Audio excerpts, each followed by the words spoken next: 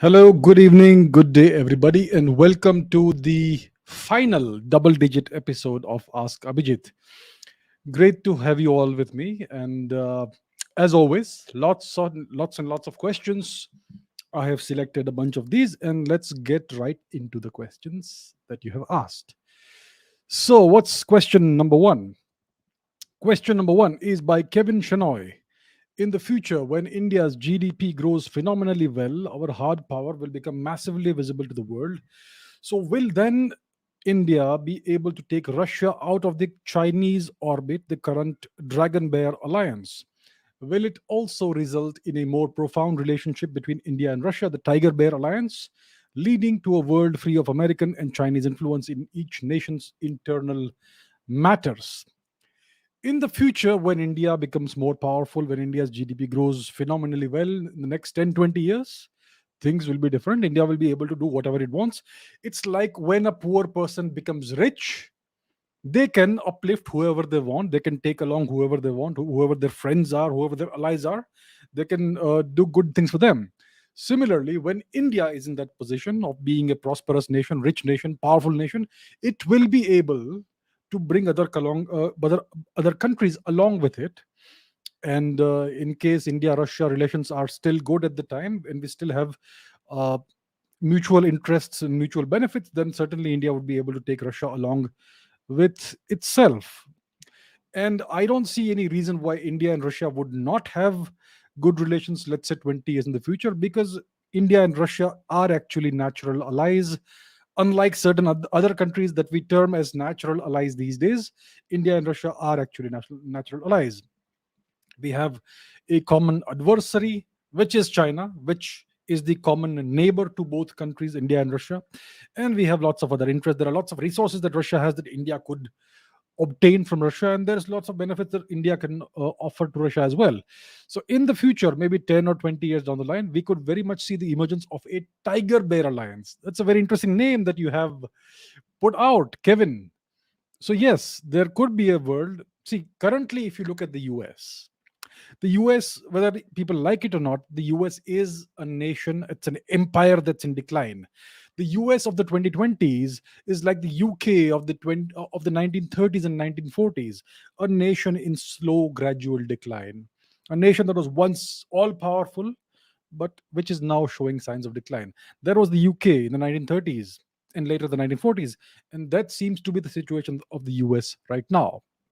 So, in the future, you may have a Tiger Bear alliance and a Russia in a world that is maybe less dependent on the US and on China. It all depends on a variety of factors, on what sort of leadership India has, what sort of leadership Russia has, what sort of leadership China and the US has, what moves they make, what pieces fall into which place on the global geopolitical chessboard and all that. But yes, it is certainly possible. So that's a very interesting question that you have asked, and an interesting term that you have coined, Kevin, the Tiger Bear Alliance. Okay, Rama Lakshmi says recently Russia tested its Sarmat Satan 2 ICBM intercontinental ballistic missile. If such ballistic missiles with nuclear warheads are fired hypothetically at Russia, can the defense systems such as the S-400 or the Patriot intercept them? And if they did such high yield missiles, what would be the impact in air as the warhead would explode? And do you think radiation would spread? Okay, let's first take the second part of the question. Let's say you have a nuclear missile that's incoming and you take it out with an anti-missile, let's say with the S-400 system or some other missile defense system. India has its own indigenous anti-missile systems like the Prithvi air defense system and so on. So it's like shooting a bullet with a bullet. That's what it's like. So let's say you have an incoming intercontinental ballistic missile. What an ICBM does, or any ballistic missile does, is that it first goes out of the Earth's atmosphere, goes on a ballistic trajectory, which is essentially a projectile motion, a parabolic path, and then it re-enters the atmosphere, and then it comes towards the destination, whatever the target is. So that's what a ballistic missile is like. So when it re-enters the atmosphere, that's when you can intercept it, when you know where it's heading towards. It depends on what sort of range your missile defense system has, what is the readiness, and so on and so forth. But let's say you take one of these incoming missiles out, you destroy it. Now, this incoming missile is a nuclear missile, let's say. It has a nuclear warhead. So when you destroy the incoming nuclear missile, will there be a nuclear explosion? No. Most likely there won't be a nuclear explosion. There is something called a fuse on a nuclear warhead, and it typically detonates. And the nuclear warhead on a missile, incoming ballistic missile, typically detonates at a certain altitude or on impact. And there are certain characteristics of the impact that would trigger a detonation. Most probably it would be something that is a proximity kind of thing, maybe 100 meters above, when the altitude is 100 meters, or maybe half a kilometer, or whatever you programmed into it. So that's what it takes for a nuclear explosion to happen, and for the warhead's nuclear device to be triggered. Most likely, when you take out a nuclear missile which is incoming in mid-air, we would typically do it at an altitude of 50 kilometers or 20 kilometers, if you're, or something like that. So in that case, most likely there will not be a nuclear explosion. It will just be destroyed, and the warhead will fall somewhere, or maybe it will break open, and the materials inside may spill out into the atmosphere. So that is the most likely scenario. Maybe there even may be a nuclear blast, in case it is programmed that way, in which case the nuclear explosion will take several kilometers up in the air, and it will not have a significant impact on the target site. Let's say you have a nuclear blast 10 kilometers in the air, or 20 kilometers high up in the air. There will be almost no fallout on the ground.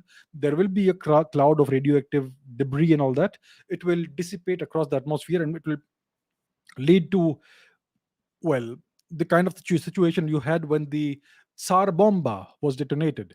So the Russians, they detonated this enormous nuclear bomb, the Tsar Bomba. I think it was in the 50s or 60s, most likely somewhere around that time. And this 50 megaton nuclear warhead was detonated maybe a few kilometers in the air. I'm not sure what height it was at, but maybe let's say hypothetically 10 kilometers or 5 kilometers, whatever it was. So it exploded in mid-air, and then it created a massive mushroom cloud. But the radioactive fallout was very less on the ground. It was negligible. Of course, there was radioactive fallout in the atmosphere, but that's a different story. So if a nuclear warhead explodes in midair a few kilometers above the ground, it will not have much of an effect on the target site. That's what happens. So now, about the Sarmat ICBM, that's a super heavy ICBM. It's a double. It has at least two stages. The first stage, I believe, is a solid fueled stage, and the second stage, or whatever it is, or third stage, whatever it is a liquid fueled stage. And it has a very, very long range. It can essentially hit any target in the world. uh, so that's what it is. Now, can a defense system such as the S-400 or the Patriot system intercept it? The thing about the Sarmat is that it is an enormous missile. It's a super heavy missile. It has a very long range, and it is a MIRV missile, multiple independent re-entry vehicles, which means that a single missile would carry maybe 10 or 12 thermonuclear warheads, and each of these warheads will be programmed to hit a different destination, a different target. So the missile goes up into the atmosphere, it goes out of the atmosphere, goes into into space, outer space. Then it re-enters the atmosphere, and while re-entering, it releases the 10, 12, 15, whatever warheads it is carrying, and each of these warheads goes to a different destination. And sometimes you may even have a maneuvering uh, gliding warhead that would go to a destination, but it would go through a zigzag path, so it's very hard to intercept, right? So that is the advantage of having MIRV technology, multiple independent re-entry vehicles, or I think that's what the acronym stands for. So when you have that sort of a thing, it's really hard to intercept that. You will essentially have to either destroy the incoming missile very high in the atmosphere before it releases its warheads, or you would have to go after each warhead independently. Let's say releases 15 warheads or 12 warheads, each of which is a thermonuclear weapon. And each of these guys goes in different directions. It may be each of these guys may be maneuvering in a certain way. It makes it really, really hard to intercept. Really hard. Now, the S-400 system may possibly be able to take out uh, these MIRV warheads. Possibly, I think it's able to target multiple incoming bogies at the same time. So it is certainly possible that the S-400 may be able to take it out. There's a newer, more advanced version of this system called the S-500. There's even talk about a S-550. So these are progressively better iterations of the system. The previous one was called the S-300. So there's always a likelihood that even the best system may miss some of the incoming missiles or warheads, because none of these systems is guaranteed to be 100% accurate. It has a small error margin. And the S-400 is, as of today, most likely the best available system. The Patriot system is not quite as good, neither is the Israeli Iron Dome system. So I think if you are a betting person, if you would like to bet, then your bets should be on the S-400 system, because I think the S-400 system has the best possible chance of stopping an incoming nuclear attack. Even if it is an MIRV system, I believe it's able to deal with MIRV warheads as well. So if you want to bet, you should bet on the S-400. This is by Vishal. What do you think about dictators like Mao Tse Tung, Joseph Stalin, Kim Il sung? Were they good leaders for their countries? Interesting question. So these are dictators, like you say, autocrats, dictators, iron men, etc. That's what you would call them. I would not categorize Kim Il sung in the same category or the same bracket as Mao Tse Tung and Joseph Stalin. Kim Il sung is a different kind of dictator. So Joseph Stalin was the strong man of the USSR, the most powerful dictator they had, and the one who had the most massive impact on the country, on the geopolitics of Europe and of Eurasia.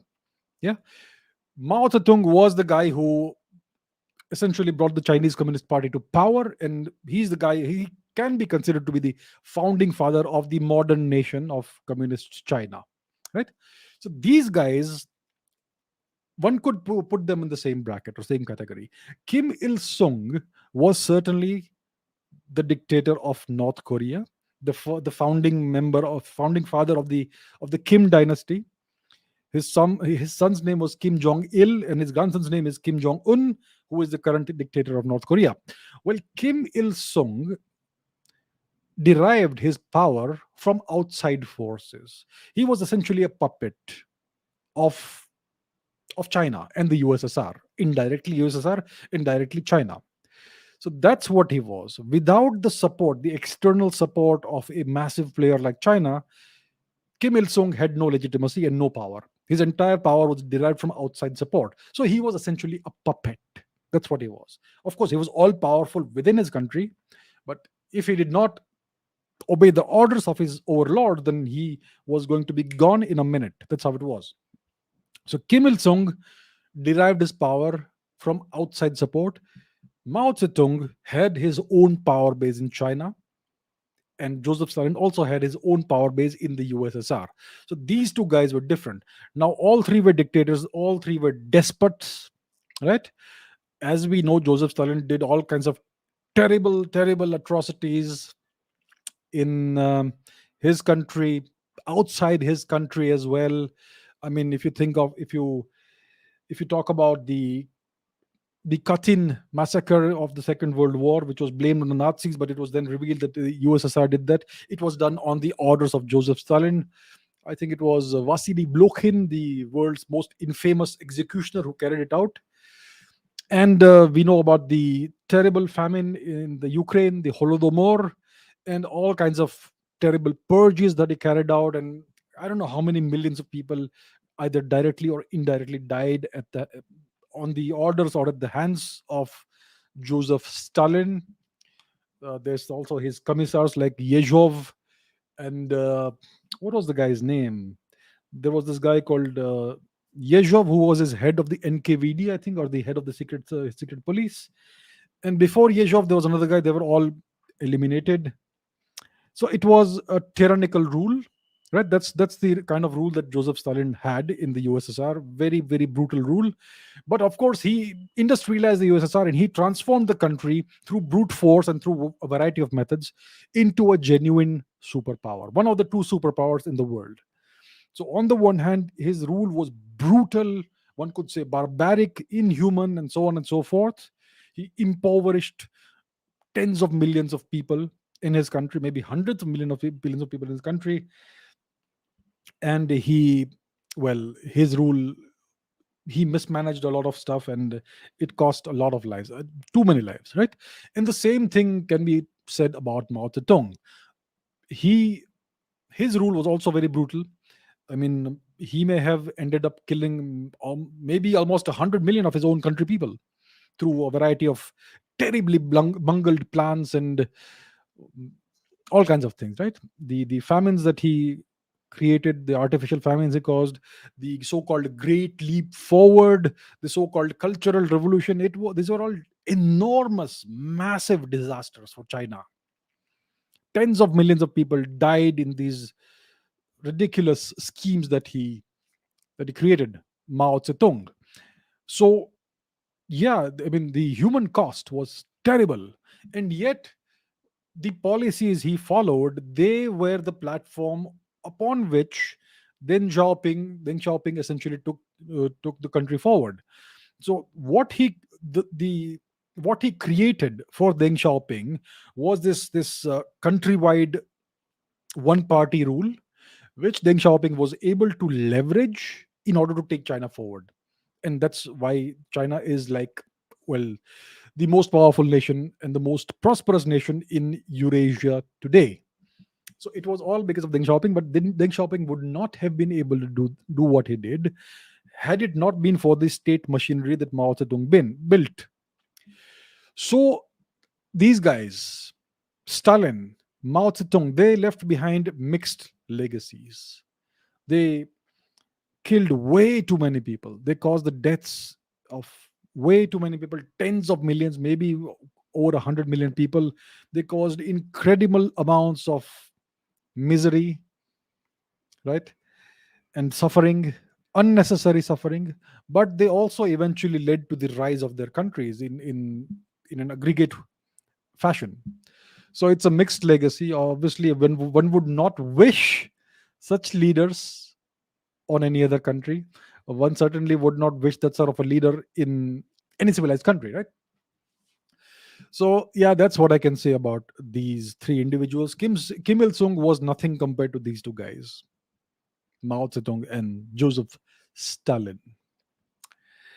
Ayan says, what are the views of science on yoga and Ayurveda? Yoga and Ayurveda are very, very ancient systems that go back several thousand years, right? Indian systems that emerged out of ancient India. If you find the earliest evidence of yoga in statuettes from the Saraswati Sindhu phase of Indian civilization that goes back 5,000 to 6,000 years before today.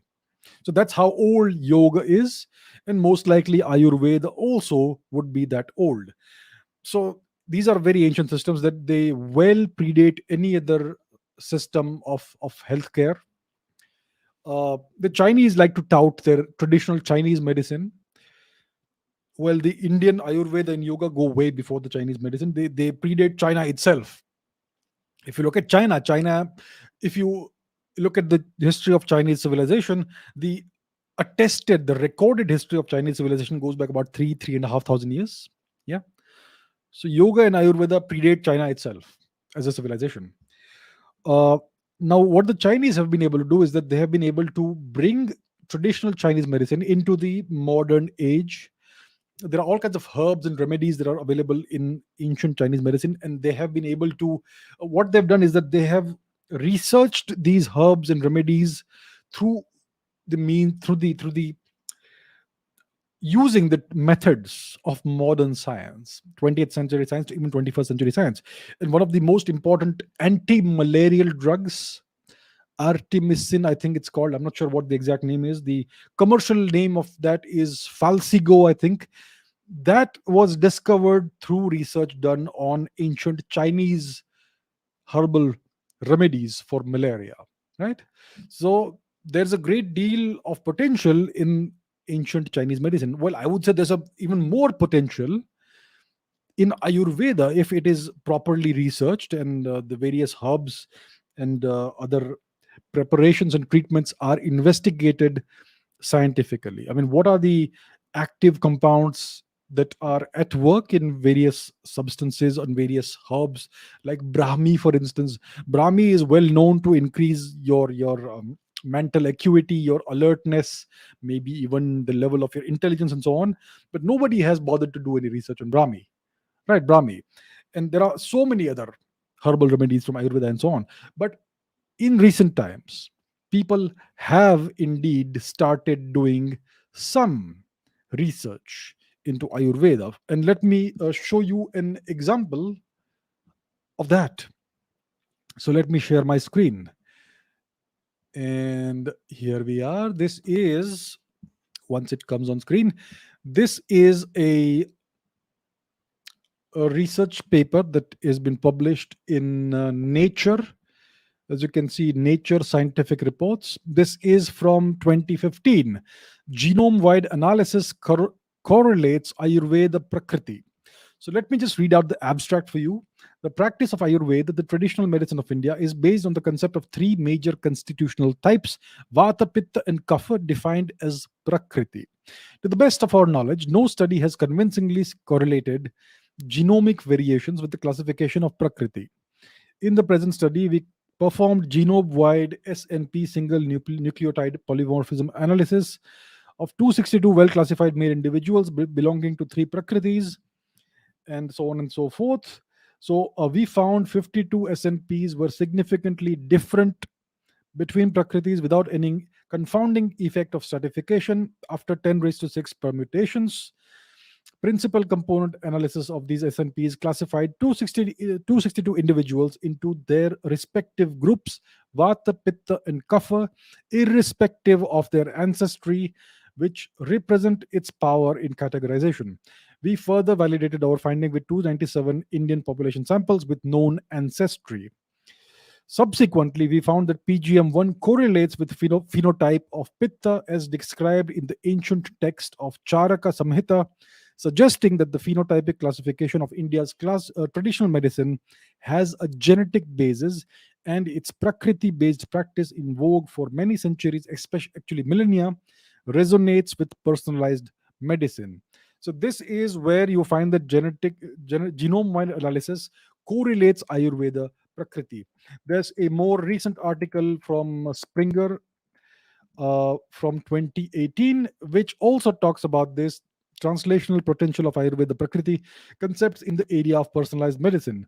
So, this concludes by saying that the East welcomes the West to personalized medicine, and it also kind of corroborates the Ayurvedic classification of individuals into various Prakritis, the doshas, Vata, Pitta, and Kapha.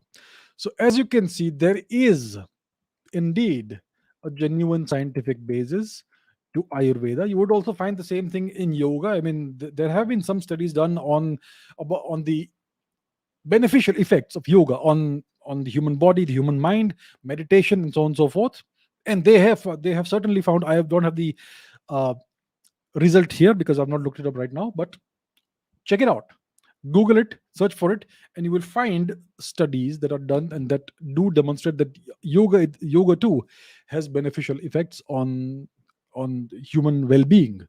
So there are indeed, in recent times, scientific studies that are now being carried out slowly on Ayurveda and yoga, and these studies do confirm that both of these systems, yoga and Ayurveda, have beneficial effects on human well being. So that's what I can say about this in brief. Okay. Parva Shiva says, Namaste. My question to you is about Hindukush mountain. Was it known by another name before it was known as Hindukush? I read that it is named after Lord Ram's son Kush, but Afghans mainly refer to it as killer of Hindus as per their language. Why would a mountain, river, or anything which was part of our territory be named like that? It's a disgrace. My partner, who is an Afghan, whenever I told him that Afghans, especially except for Hazaras and Uzbeks, have Indian ancestry, he got severely offended and denied it.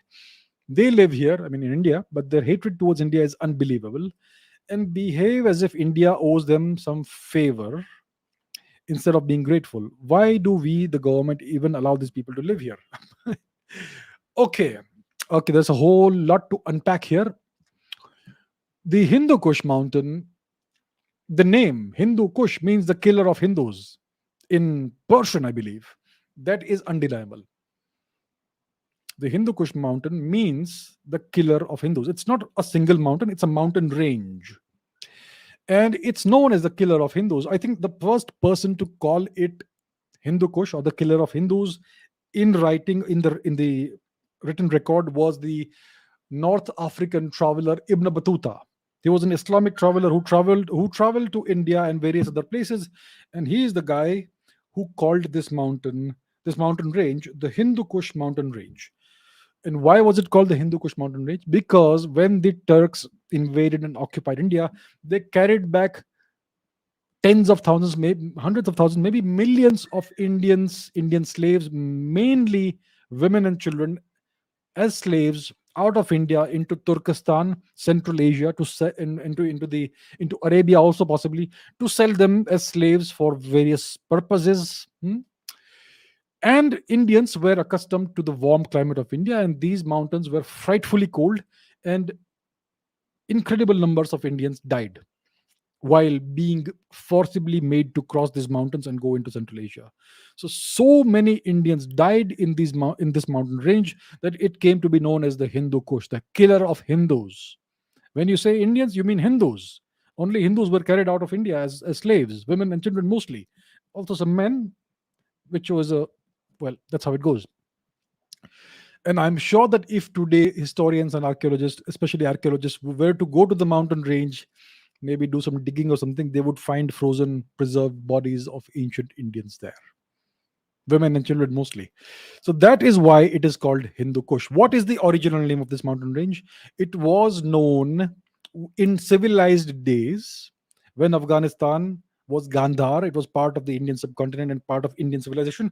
In those days, this mountain range was known as the Upari Shena mountain range. Upari Shena, the place where eagles also cannot fly. It is beyond the reach of eagles. Shien in Sanskrit means eagle. It was also known as Upari Shien in the old Persian language because the old Persian language was more or less the same as Sanskrit. It was a descendant, a slightly corrupted version of Sanskrit, and the mountain range name was the same in the old Persian, Upari Shien, where the place that is beyond the reach of eagles. And it's interesting that the word Shien of Sanskrit, the Sanskrit word Shien, got corrupted into the Persian word Shaheen. So Shaheen is a Persian word. It today denotes various kinds of raptors, I think hawks, but it originally meant eagles, Shien. So this mountain range was called the Upari Shien mountain range. That was the true name, the original name. Now it's known as the Hindu Kush because of the events of the past 1,000 years. Now the Afghans will never accept that their ancestors were Indians or Hindus.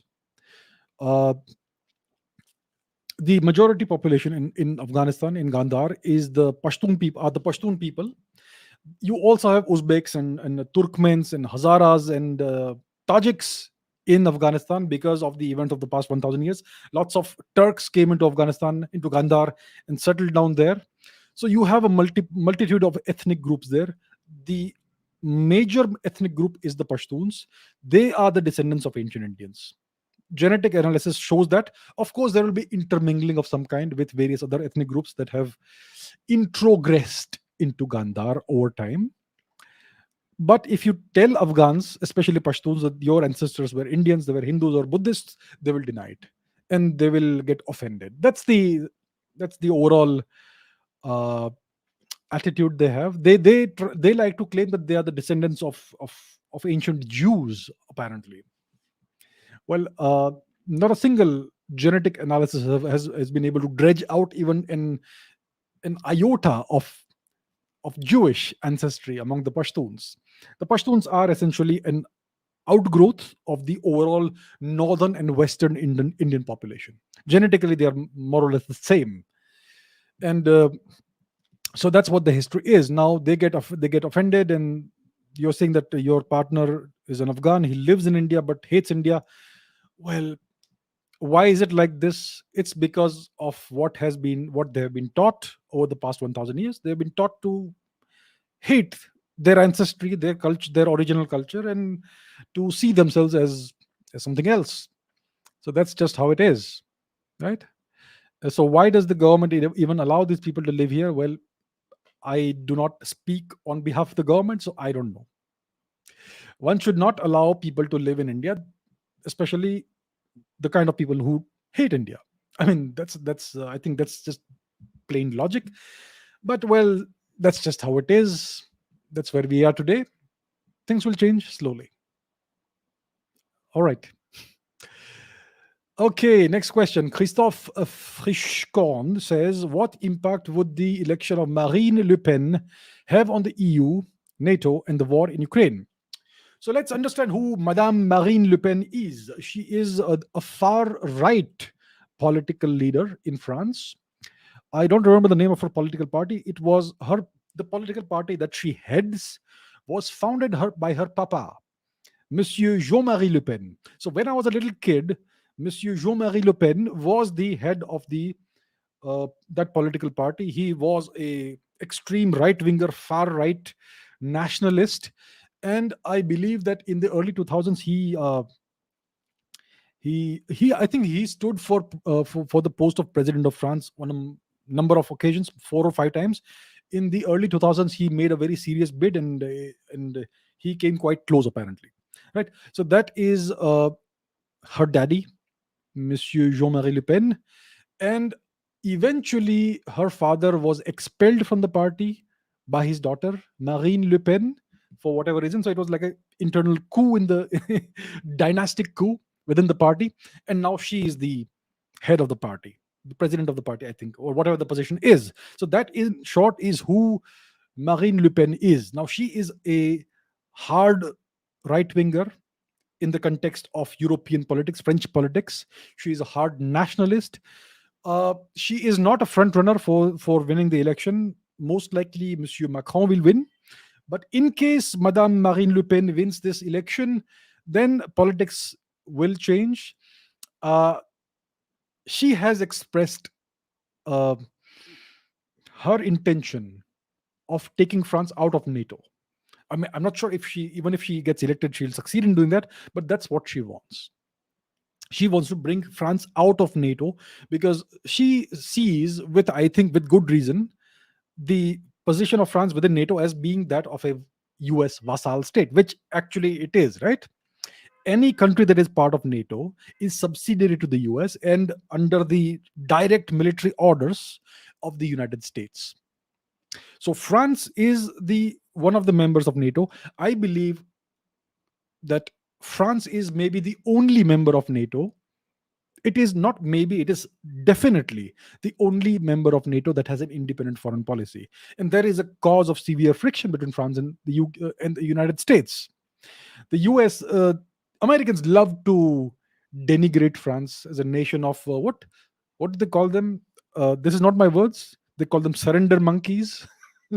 Like, you guys surrendered to the Nazis and we had to bail you out in the Second World War. That's the kind of uh, that's what the French are told, and so on and so forth. So the Americans kind of enjoy taunting the French about this, and so the French feel disrespected. The French don't like to speak English, even if they know English, they will not want to speak English. You go to Paris, people will refuse. Many people will refuse to speak in English to you, and so on. So Marine Le Pen wants to bring France out of NATO. If she wins the election, she may try to do that. I'm not sure how successful she would be. The US would certainly not like that. US and France have had lots of frictions in the past decades. The most recent example is the aborted France Australia nuclear submarine deal, not nuclear submarine deal, but submarine deal. The French had this contract with the Australians. The French would sell the Australians a number of Scorpion submarines.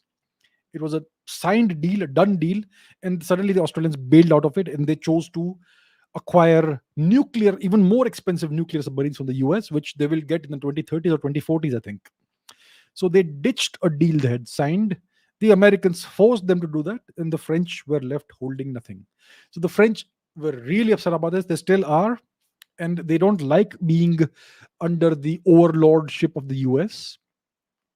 So Marine Le Pen, if she gets elected, the first thing she would do, or one of the major goals she would have as president of France, would be to bring France out of NATO. Maybe not out of the EU. So the NATO is a bunch of US vassal states. So is the EU.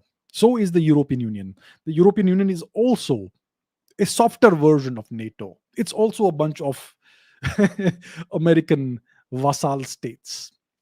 So I would say that her first objective would be to bring France out of NATO. I don't see any major effect on the war on Ukraine, but NATO would be shaken up if she comes to power. So that's the major impact her hypothetical election to the presidency would have on the geopolitics in Western Europe. Okay, why does the Polaris star not move? That's a good question. So we have to understand that our planet, okay, I don't have a sphere, but let's consider this to be a sphere. So our planet, it moves around a certain axis. It rotates around its axis of rotation, and the axis is like this, and the planet rotates like that around that axis, right? So if you have a star in any direction, it's going to go around you at night. It will start in the east or west or wherever, and it will end up in the opposite direction over the course of a few hours because of the rotation of the planet. And we know that the planet rotates once in roughly 24 hours, which is why we have a 24-hour day night cycle. Now, if you have a star which is aligned with the axis of rotation of the planet, then no matter how much the planet rotates, the star will appear to be in the same position. So that's the position of Polaris. It is the one star that is almost completely aligned in line with the axis of rotation of our planet, and that's why it does not appear to move, even though the other stars they move around. Now the thing is this: there is a phenomenon called the precession of the equinoxes, which means that the axis of rotation of the planet itself moves, it precesses. And I think the cycle is, how many years does it take? 23,000 years? It's a certain, I think it's 23,000 years. Look it up. I may be wrong. I don't remember exactly what it is. But once in that cycle, I mean, so the axis of rotation of the planet also changes very slowly, which is why every few thousand years you have a new pole star. So Polaris in a few thousand years will no longer be the pole star. There will be some other star. For instance, the star Vega, known as Abhijit in Sanskrit, was the pole star about 10 or 11,000 years ago. And Polaris was not the pole star at the time. And somehow we seem to have recorded the fact that this star, Vega, Abhijit, was the pole star a whole lot of time ago. So that's how old ancient, I mean, Indian recorded history is. So to come back to your question, that is why Polaris does not move. It does not appear to move. If you measure it very accurately, there'll be a very slight wobble because it's not completely and perfectly aligned with the axis of rotation of our planet. Ashok says, "Why? What is the reason for a planet's orbital tilt?" So I said that our planet, its axis of rotation precesses once in 23,000 or so years. So it means that our planet goes around the sun. Let's say this is the sun, our planet, and all other planets go around the sun in imperfect orbits, not circles, but squash circles, ellipses, right? And if you look at the axis of rotation of the planet, it will not be at 90 degrees, it will be slightly tilted. Most planets have a slight tilt compared to the plane of the solar system. So, why is it so? When the planets formed, their axis of rotation would have been 90 degrees. At a 90-degree angle with the plane of the solar system. So why is there a tilt in most planets now? There are certain planets that have a major tilt, and the reason for that is impacts, ancient impacts.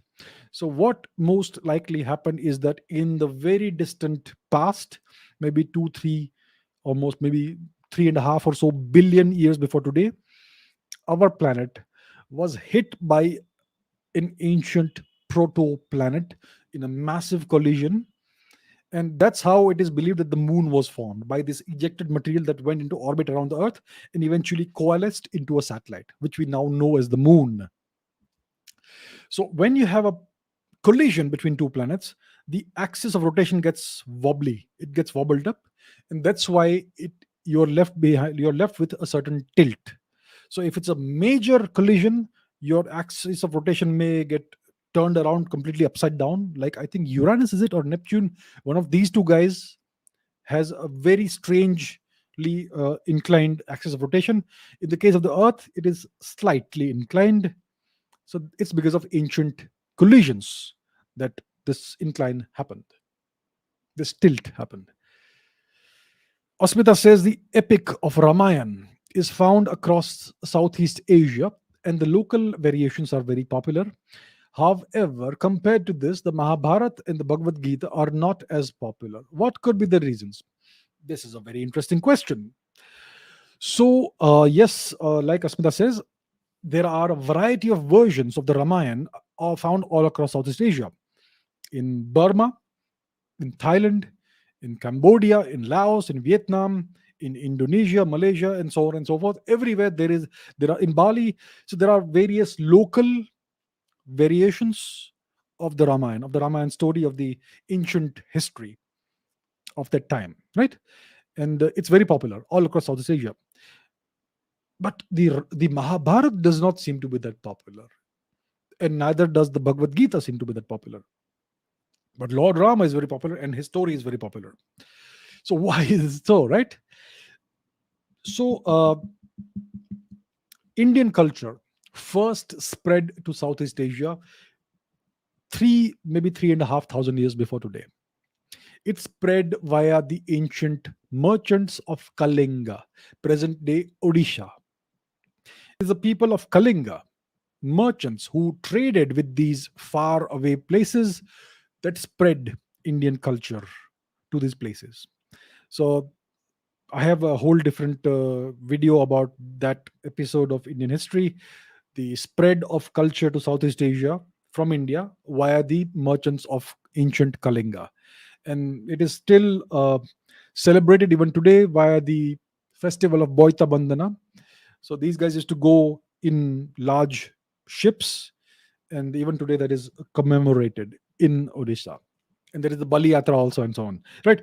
So it is from ancient Kalinga that Indian culture spread throughout Southeast Asia. And later there was the conquest by the Chola Empire, which happened about 1,000 years before today. So that was the second wave of inculturation. But by that time, the entirety of Southeast Asia was very much Indianized and Hinduized. And later it became Buddhist and so on. That's all the same thing, more or less. So we know that the Ramayana is very popular there. I would imagine that the people of Kalinga who went to Southeast Asia would have taken the Ramayana with them, and maybe at that time in Kalinga, in Odisha, maybe the Mahabharata was not that popular or prevalent. That is one possibility that I can think of. I mean, I don't know of any historian who has answered this question. That's why it's such a good question. You've asked a question that no historian has bothered to answer. So I would conjecture that maybe in ancient Kalinga, 2.5, 3,000 years before today, the Ramayana must have been very popular, and maybe not the Mahabharata so much at that time, for whatever reason. And maybe that's why the Ramayana became so popular all across Southeast Asia. which is strange because if you look at the Kalinga of 1000 years before today, if you look at the history of Kalinga, Odisha, in the past 1000 years, uh, Vaishnavism is a very big deal there, right? You had the great Kavi, the great poet Jayadev, who composed the Gita Govind, which is a very, very influential uh, devotional text full of poetry. Some of it even made its way into the Guru Granth Sahib in Punjab. And there is this ongoing tussle between the people of Odisha and Bengal about who really owns Jaidev Mahakavi, right? That sort of thing. So in more recent times, in Odisha, I would say the Bhagavad Gita was very popular, the Gita Govind as well, and because of that, the Mahabharata as well. But it looks like that in ancient times, the Ramayana was way more popular, and that's perhaps why that same popularity was transferred into Southeast Asia. So that's what I can conjecture. It's something that certainly deserves proper research. So, very good question. Okay, Vishal says, why did the Romans not conquer Scotland and Ireland? That's an interesting question. Let's take a look at the map and let's explain where these places actually are. So let us go to the maps. Let's go to the map. Where is the map? Here is the map. So where is Rome? Where is Scotland? Where is Ireland? So as you can see, this here is Rome. This is Italy. The capital city is Rome, which was the capital of the Roman Empire. And if you look at Scotland and Ireland, it's way far away to the north and the west from Italy. So this is the UK. This island to the west of the UK is called Ireland. It is currently partitioned into two parts, Northern Ireland and Southern Ireland. The British have this policy of partitioning every country they hate. So that's what they've done. And to the north of the UK, you have Scotland, you have Edinburgh, Glasgow, Inverness, Invercargill, Aberdeen, and so on and so forth. So this is Scotland. So the question is, why did the Romans not conquer Scotland and Ireland? So the Roman conquest of the British Isles begins with Julius Caesar. Julius Caesar was looking to expand his influence and Roman influence in Europe. So he crossed the Alps and he went into what is known as Gaul, which is present day France and Switzerland, and he carried out all sorts of conquests, massacres, atrocities on the local people there, the Celtic peoples. And he is considered to be a great conqueror, but he was a brutal barbarian. The kind of things he did were terrible. Anyhow, he conquered all these places, and then he crossed the English Channel and he invaded the British Isles, and he was able to conquer some part of it. And after Julius Caesar, the conquests continued and they went on further north. And then there was a wall that was built by, who was it? Was it Hadrian? Was it somebody else? I'm not sure who it was, but one of the Roman emperors built a wall between his dominion in present day UK and Scotland. So I believe that it was a frontier too far. There was nothing to be gained by conquering that land. It was too cold, too far away. Not much grew there. The Romans essentially wanted nice, fertile lands for their soldiers, for their people to settle in, places, lands where you had lots of resources, whether it is gold, whether it is something else, whether it's some metals, whether it is good farmland, whatever. So that's the kind of territory they wanted. Maybe Scotland was just too hilly. If you look at the topology of Scotland, it's full of hills. Scotland is very hilly. They call it the Highlands of Scotland, right? So this is the satellite imagery. As you can see, it's a very, very hilly region. It's not fertile farmland. It's not a great place to live in unless you're a Scotsman or Scotswoman. Then it's great for you. And if you unless you're a Highlander and that sort of thing. And maybe Ireland was just too far away. They would have to cross the Irish Sea and go all the way there. And what would they get there? More wild people, more Celtic tribes, and so on. So maybe that's why it was just too far and too much trouble. So most likely that's why they did not go that far. They had, they had other fish to fry. They had the whole of Europe to conquer. They conquered much of northern Africa. They conquered Hispania, Iberia, Spain, and all the way to present day Turkey, the eastern Mediterranean, parts of Arabia as well, and so on. So they conquered a huge amount of territory. Maybe this particular part of the world was just too far and not, maybe not worth the trouble. So most likely that's why they did not go there, because it was just not worth the trouble. Right? Okay. Chiching says, were there any freedom fighters from the far east region of India? Good question. So what she means is what is colloquially or popularly known as the northeast region of India. So in case some of you don't know where is northeast India or the far east of India, it's here east of the Siliguri corridor, east of present day Bangladesh. That is the far east of India or the northeast of India. You have Arunachal Pradesh, you have Sikkim is also part of it, you have Darjeeling, you have Meghalaya, you have Manipur, Nagaland, Mizoram, and Tripura. Did I leave something out? I hope not. Assam, of course. So this is northeast India or the far east region of India. And were there any freedom fighters from these places? Of course there were. But unfortunately, our wonderful, great historians have not really bothered to record the great deeds of the great people of the far east of India. For instance, there were people who fought against the Turks. In Assam, you had this great warrior, this great commander, great general named Lachit Borphukan, who fought the Turkic armies of the great tyrant, the barbaric tyrant Aurangzeb, right, and defeated them on the Battle of the Brahmaputra.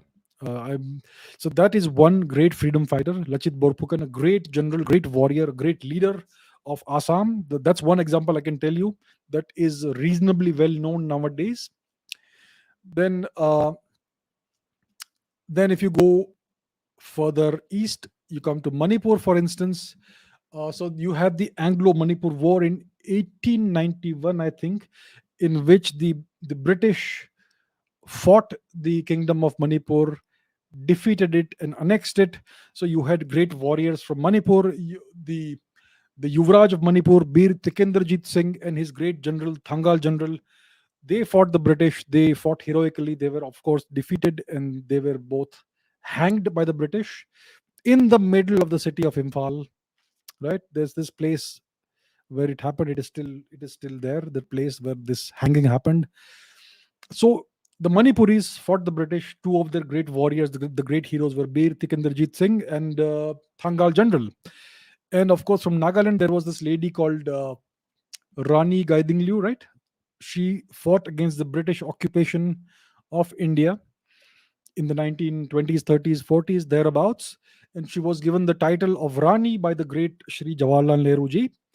So she was another very famous freedom fighter from Nagaland. And there must have been so many more, but unfortunately, I don't know of all of them. And also, we know that when the Indian National Army of the great son of India, Subhash Chandra Bose, when the INA invaded British India in order to liberate India, there were two great battles: the Battle of Imphal and the Battle of Kohima, which were part of the Second World War. And lots of people from this region, from present day Manipur, from present day Nagaland, they helped the soldiers of the INA in a variety of ways, whether it's by giving them shelter, whether it's by giving them food, resources, whatever. They all tried to help out in the freedom struggle. So everybody from this region, it is known, was trying their best to help out the INA of the great Subhash Chandra Bose in its quest to liberate India from the foreign, barbaric, brutal occupier. So everybody from this region did what they could. They are all heroes. But unfortunately, their names are not recorded. There is a museum, the INA Museum in Moirang, in Manipur. Where is Moirang? Here it is, Moirang. So there is an INA museum over here, somewhere here, where you have photographs of those old days. when the INA tried to liberate India from the British. So there were so many great freedom fighters from the far east of India, but very few of them have been recorded. I would say that there would still be records and memories of these great people. I hope that the esteemed historians from the universities in Manipur and Nagaland and Assam and Mizoram and Arunachal and Meghalaya and Tripura, etc. I would hope that these historians from these universities would do some actual research and publicize these stories of struggle and freedom and the fight for freedom. So I hope these things happen in the coming days, weeks, years, months. Yeah. But that's what I can say in brief about the freedom fighters from the far east region of India. Okay, Mr. Manu Narayan says, what is okay, what is the source of your information and claim that there is Indian DNA in the aboriginal people of Australia? What is the source of your information and claim? That's what the question is. So shall we find out together? Shall we do it? Let me share my screen. What we will do is we will go to Google, the empty Google page, Google search page, and let's say Indian DNA in Australian aborigines, right? So let's click on the first link. What does it say? The story untold, the links between Australian Aboriginal and Indian tribes. And there is a whole story here which tells you about what happened. You have this research paper from Nature. Aboriginal Australian genomes reveal Indian ancestry. Read this. Next, let's go back out. Let's see this one. Genetic relationship between Indian tribes and Australian Aboriginals. This is another research paper from PubMed. Let's go to the next one. BBC. Ancient migration. Genes link Australia with India. Right? This is a BBC article. Let's go further. abc.net.au. Research shows ancient Indian migration to Australia. Once again, you have all the details here. Let's go further ahead. ScienceDirect.com. Gene flow from the Indian subcontinent to Australia. Evidence from the Y chromosome. This is a research paper from Current Biology. Shall I go on and on and on and on? Dear sir, in the time it took you to type this comment, you could have found all the information on your own. So I hope I have proven my claim that there is Indian DNA in the Aborigines, Australian Aboriginal people. Look it up, do some research of your own, learn how to search for information. Don't be dependent on one person. The the reason I'm answering all these questions is not to spoon feed you all information. I am hoping that many of you will learn to search for information yourselves. It's very easy to search for information. Every single fact that I'm putting out, I'm not giving you references because I am doing this extempore on the spot. But I am hoping that you people, my dear audience, my dear viewers, will take the initiative to double check, to cross check what I'm saying and look it up for yourselves.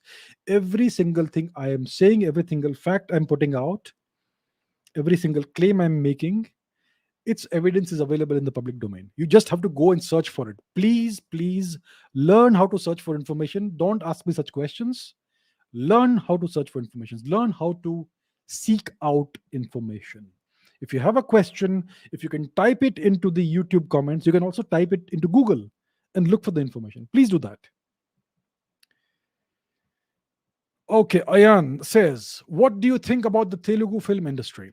Is it is the industry working for improving India's soft power and representing India's films and culture through films like Bahubali, KGF, RRR, Pushpa, Magadira, Kanchana, etc., etc.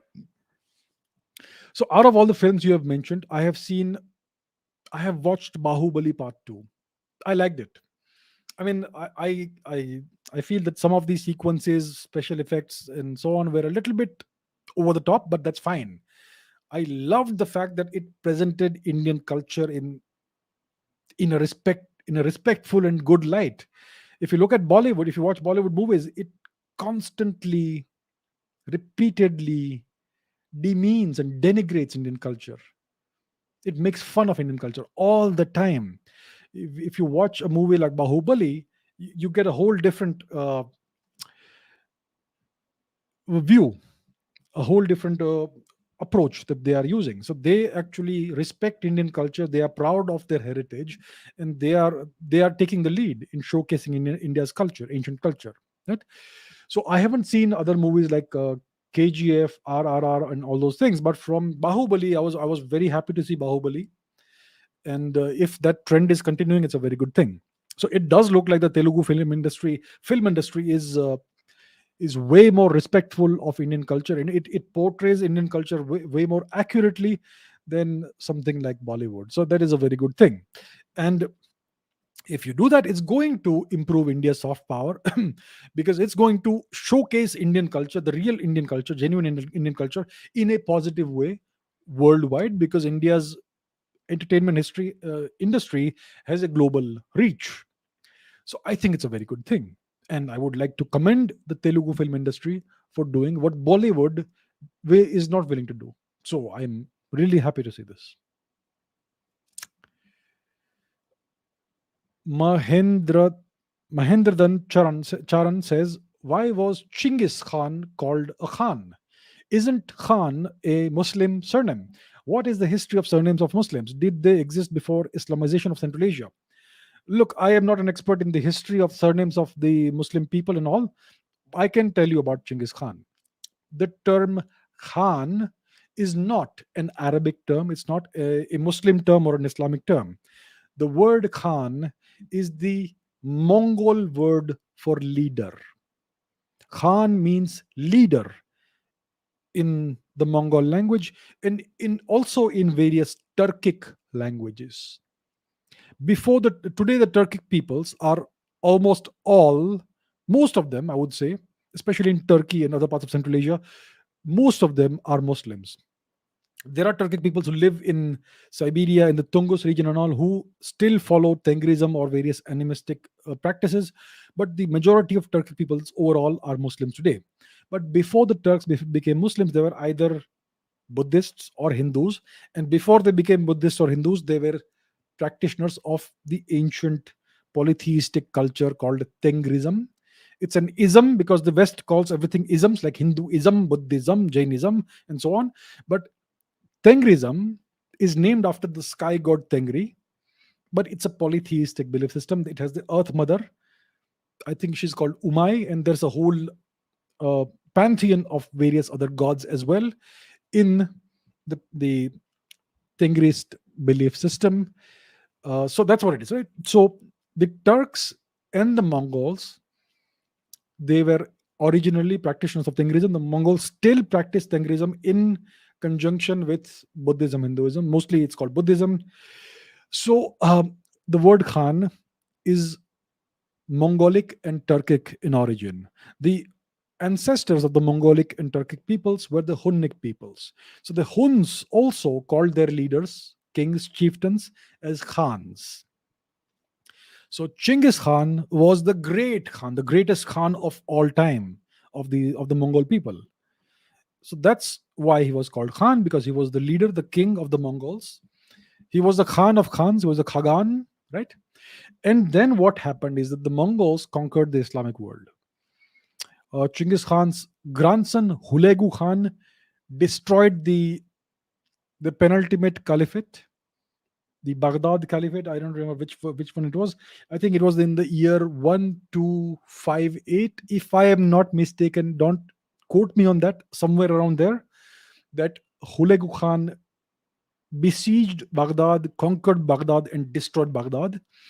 And the Mongols nearly obliterated the Islamic world. Nearly, they came this close to that, but eventually they did not happen. And what happened is that the Mongols started ruling the Islamic world. Eventually, they got intermixed with it. Many of the Mongol rulers or leaders or chieftains, eventually their descendants, they intermingled, they intermarried with the Turks and the Arabs and all that.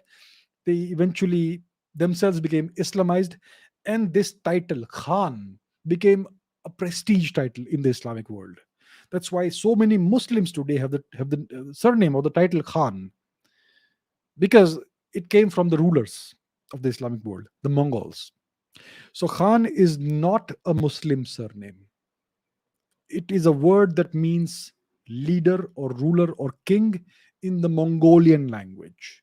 It came into the Islamic world with the Mongol conquest of the Islamic world.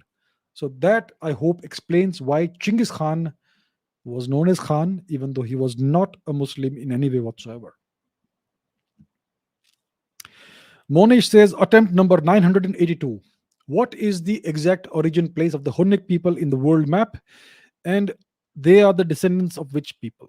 Okay, let's pinpoint it on the map.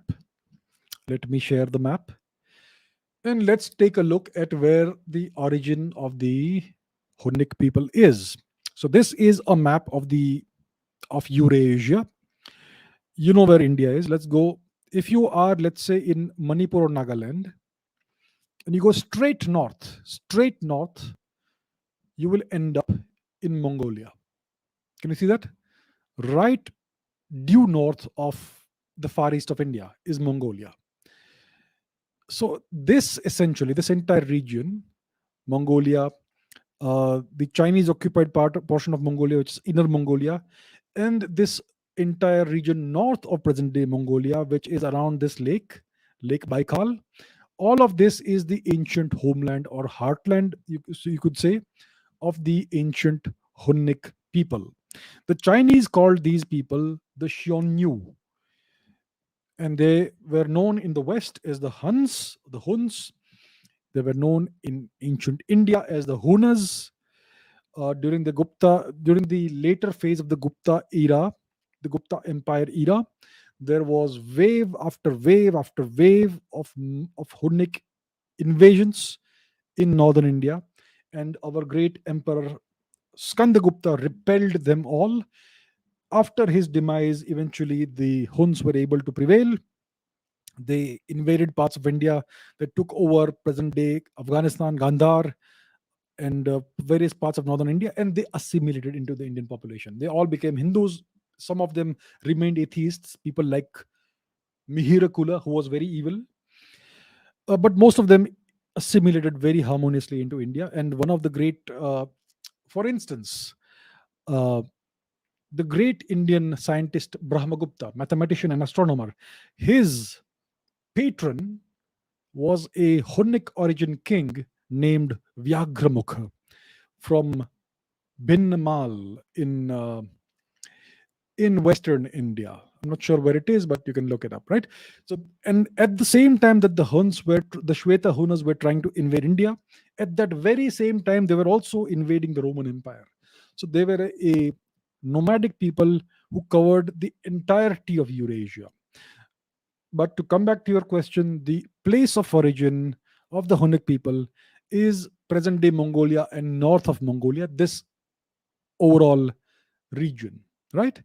Who were the ancestors of the Hunnic people? Well, we would need deep genetic studies to find out. So that's as far as I can go about who the Hunnic people were and what was the place of origin that we know about. All right.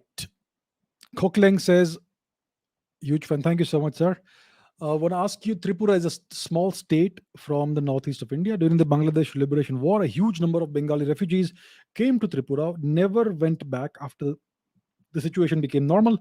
Now they have become a majority, and the native people have become a minority in their very own land. Native people are asking the government of India for a solution, but they don't pay much heed to it. Should the Indian government not give first preference to its own state people, first in terms of the cultural safety and security, land, and then think to bring policies like CA because it can do exodus to native people like living in Assam and Tripura specifically, and their culture and identity after some 100 years? If we are to talk about humanity, saving your own Indian is the first and foremost kind of humanity. So what you are saying, sir, is absolutely true. In 1971, there was this horrific genocide that the Pakistanis carried out in Bangladesh. in present day Bangladesh, mostly Hindus, between 1 to 5 million people were massacred. The Americans supported that. And because of this, there was a huge exodus of Hindus into India, mainly into what we now call northeast of India, the far east of India. Many of them came into Bengal, and many of them came into Tripura. Now, if you look at the history of Tripura, it is the homeland of the Tripuri people, who are the original inhabitants of Tripura, going back I don't know how many centuries. But the Tripuri people are the original inhabitants, the indigenous inhabitants of Tripura. After 1971, I don't know how many lakhs of refugees, Bengali Hindu refugees, came into Tripura. They settled down. And today, if you look at the population of Tripura, it's majority Bengali speaking. Nothing against the Bengali people, but the government of India should have definitely done something to safeguard the uh, the rights of the indigenous people of Tripura. Today, if you look at Tripura, you don't even know that the Tripuri people exist there. They have become a very small minority. They used to have a great kingdom, very beautiful and interesting culture. The Tripuri culture, the Tripura kingdom. Today, you see no trace of that, and there are very few Tripuri people that you know of. There was this lady. What's her name? She was a winner of one of the Indian Idol seasons. Her name was Saurabhi Dev Varman, I think. I have no idea what happened to her, but yeah, that is one example of a person that belongs to the original indigenous people of Tripura. So I agree that what happened in Tripura is terrible. The entire state was taken over by refugees, and today they are essentially permanent inhabitants of that. So yeah, it's tragic, and I don't know what's the solution now. It's been so long, like 40. How many years has it been? 40 years, 50 years, something like that. It's been several decades. It's almost impossible to undo these demographic changes after so long. The government should have taken care of this issue at that time. Now what do you do? I really don't know. So this is the kind of situation you have in India, and it's something that's still going on in a variety of ways, and it's something this country needs to deal with in the long run if we don't want a disastrous demographic change because of you know demographic engineering, which is what happened in Tripura. So I agree that what happened needs to be recognized. Something needs to be done to preserve the cultural integrity of whatever remains of the original culture of Tripura. Something needs to be done about that. I think the government of Tripura should take care of it, or the central government should take care of it, but something certainly needs to be done. AJ Rana says, can you shed some light on the history of gunpowder in India? As I've heard that it was first invented in China. Is it true or a partial truth? So I expect that if you go to Wikipedia, Wikipedia will tell you that gunpowder was invented in China. I think Wikipedia says that gunpowder was invented in China somewhere around the 8th or 9th century, about 11 or 1200 years before today. That's what they claim. That's what Wikipedia says. Now, as I have said many times in the past, Wikipedia is not a reliable source of information, especially when it pertains to Indian history and Indian culture. So, what is the truth? So, let me share my screen and share a certain text with you. Let's do it now. Let's do it right away. So, this is by Dr. Gustav Oppert, who was a German Indologist, who says that gunpowder originated in ancient India. Let's read the beginning paragraph.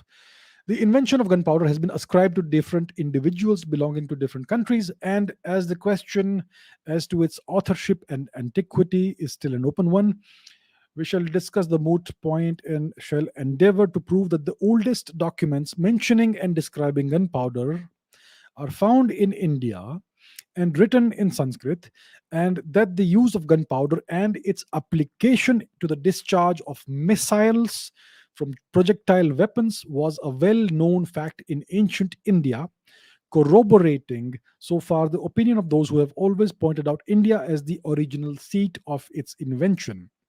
The question whether China received the knowledge of gunpowder or from India or vice versa cannot be touched here, and so on. No Chinese work on this question can, with respect to antiquity, be compared with this Shukraniti. Shukraniti. So even if the Chinese should have independently invented gunpowder, the claim as to priority of invention will certainly remain with India. So the oldest known reference to gunpowder, to Agni Churna, is in the ancient Indian text called the Shukraniti, Shukraniti, which is ascribed to the ancient sage Shukracharya. What's interesting is that the Shukraniti is referenced in the Mahabharata and the Ramayana. And even the Arthashastra in the beginning pays obeisance to Shukracharya. So we know for a fact that the Arthashastra is about 2,500 years old. And the Arthashastra references Shukracharya, who is the author of the Shukraniti. The Shukraniti has clear references to gunpowder and to projectile weapons that can fire missiles that have gunpowder as their fuel. So it tells you how ancient the knowledge of gunpowder was in India. So minimum, at the very least, 2,500 or 3,000 years before today, and most likely way, way older than that. That's how old gunpowder, the knowledge of gunpowder, was in India. Most likely the Chinese would have acquired this knowledge from India because there were ancient contacts, very extensive ancient contacts between India and China. And India was a net exporter of culture, a massive net exporter of culture, ideas, knowledge, wisdom to China. China absorbed all of that from India. So, most likely, the Chinese got this knowledge from India. So, it is very clear. Despite what Wikipedia says, despite what all your eminent historians will say, it is very clear that gunpowder was first invented in India. The knowledge of gunpowder in India goes back at the very least, 2,500 years before today. Okay, Regulus says, "Hi, I am from Latin America, most specifically Mexico. I wanted to ask you, what are your views on strengthening ties between India and Latin America? Since the Chinese are already setting their influence in places like Argentina, I think they would quickly start colonizing us with their companies, and there isn't much we can do since innovation is unfortunately not something associated with Hispanic countries, including Spain. So, in my opinion, it would become necessary to increase our ties with India. The problem is that India is usually overlooked when it comes to foreign relationships in basically most Latin American nations. And I also don't really know if this would convene India. So, I want to know your views about this subject." A very interesting question. And what's even more interesting is that the foreign minister of Argentina is right now, as we speak, in India. And it's also very interesting that today he held a presentation, a meeting, a conference, what it was, about the status of the Malvinas Islands. The Malvinas Islands are known in the English speaking world as the Falkland Islands. They are currently occupied by the United Kingdom, even though they're right next to Argentina. And Argentina has a claim on these islands, a historic claim on the islands, but the British have currently captured and occupied these islands. So the foreign minister of Argentina on Indian soil gave a presentation about the status of the Malvinas Islands, exactly in the same room and from the same spot where 48 hours before the UK Prime Minister Boris Johnson had made an address. Isn't that very interesting? So it is an indicator of a certain strengthening of the relationship between India and Argentina, a coming closer of the two nations in a certain way. I believe that the chief guest in the recent Republic Day celebrations in India was, whether it is this one or the previous Republic Day, it was the president of Brazil, Mr. Bolsonaro. So there again, you see some kind of cooperation happening, some kind of relationship building happening. I'm not sure what the relationship between India and Mexico is, but it is now very clear that India is making a significant diplomatic outreach to Latin America. We may still It may still take some time for its results to be visible on the ground, but there is an increasing focus in India towards Latin America, especially the larger countries like Brazil and Argentina. I would also consider Mexico to be a very important country in Latin America, and I'm sure that India will be focusing on Mexico as well. I think there is a great deal of um, affinity in a variety of ways between India and Mexico, right? So, and as you say, the Chinese have been making moves in Latin America for at least the past 12 to 15 years. And we know very well what sort of checkbook diplomacy they employ. They go and target the corrupt politicians in various countries, and they have a significant amount of funding that they can offer to these corrupt politicians, which gives them access to all the resources of these countries. They have been doing this in Africa, in Sri Lanka. They've tried that with Nepal. They've tried it with various Southeast Asian countries. They have tried it in various Latin American countries, and it will eventually, if this continues, result in the Chinese colonization of these countries. And the Chinese will become masters of all the resources, the raw materials, natural resources that these countries can provide. So that would not be beneficial for the people of the country and the economy of the country. That will not be a good thing. On the other hand, India does not engage in such predatory practices. India tries to engage in mutually beneficial relationships. So I would say that India would be a much better partner for the countries of Latin America. And all relationships should be based on mutual benefit and mutual respect. So I think India can offer a much better deal. Of course, India does not have the deep pockets to give bribes the way the Chinese can, and that's why maybe some in some countries the politicians or the leaders may not be so open to welcoming India at this stage. I've said in the past, all countries do not, unfortunately, pursue their national interest. Sometimes you have certain politicians who pursue their own personal interests, and which is why countries suffer, especially when they have these corrupt politicians who are ruling them. I am not specifying any country in particular, but it has been known that in Southern America, in Latin America, there has been corruption, and there have been corrupt leaders in the past. So that's one factor that we have to be cognizant of, right? So I would certainly say that India is going to focus uh, more on Latin America in the coming years, the coming decade for sure.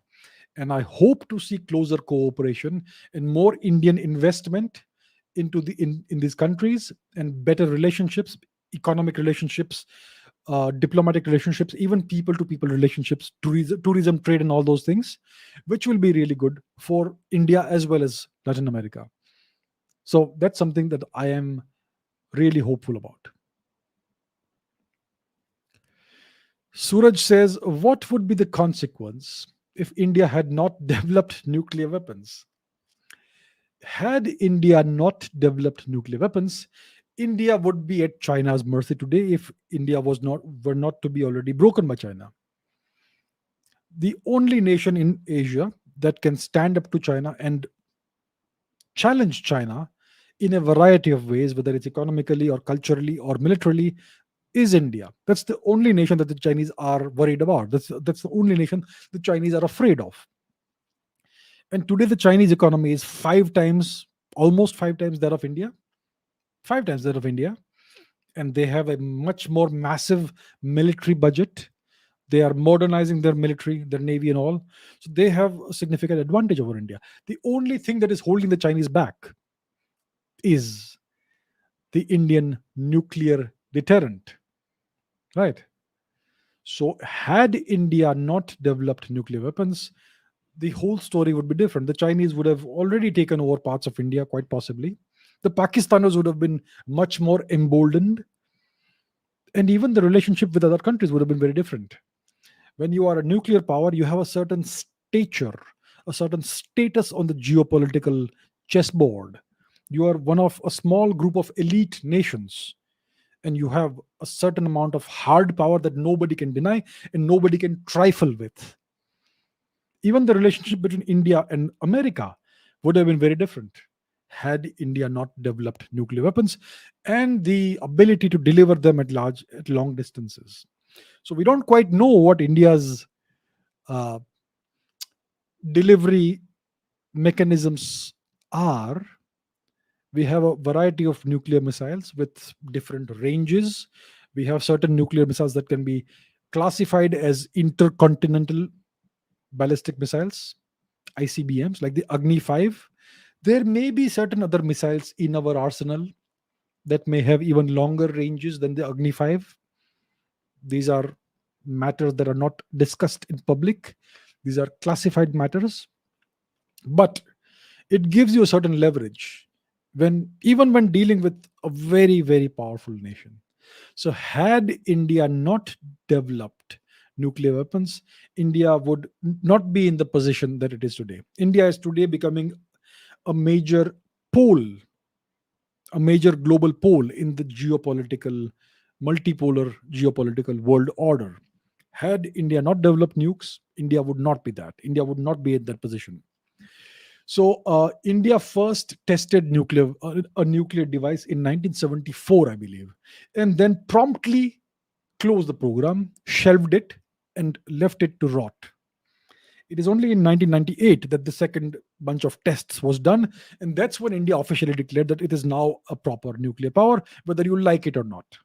And then the Americans imposed sanctions on India. All the Western European vassal states condemned India and imposed a variety of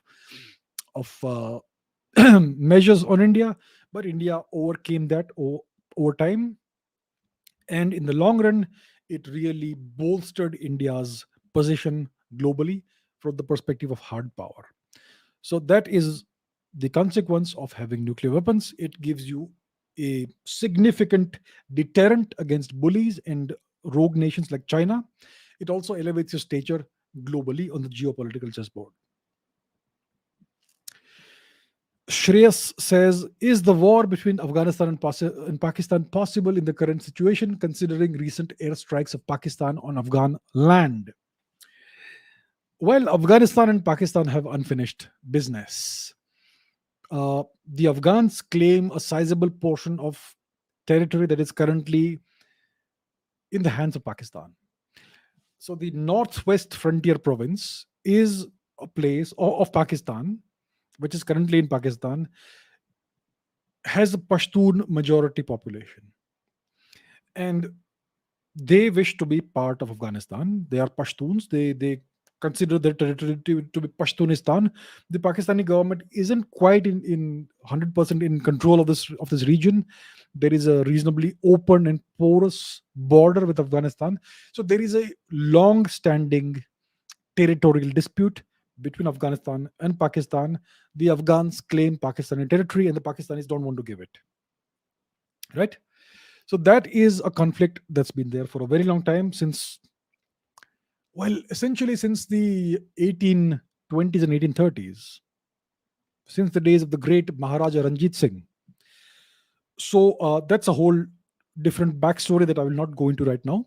So Afghanistan claims territory currently occupied by Pakistan, which is Pashtun majority. Now, in recent times, there have been multiple clashes between Pakistan and Afghanistan. Afghanistan is now ruled by the Taliban. The Americans handed over power in Afghanistan to the Taliban and terrorists, who are now the uh, rulers of Afghanistan. And there have been clashes in recent times. Just a week or two ago, the Pakistani Air Force conducted airstrikes in official Afghan territory, killing a large number of innocent civilians, men, women, children. That's what the Pakistanis did because they can. So the question is a war between these two nations possible?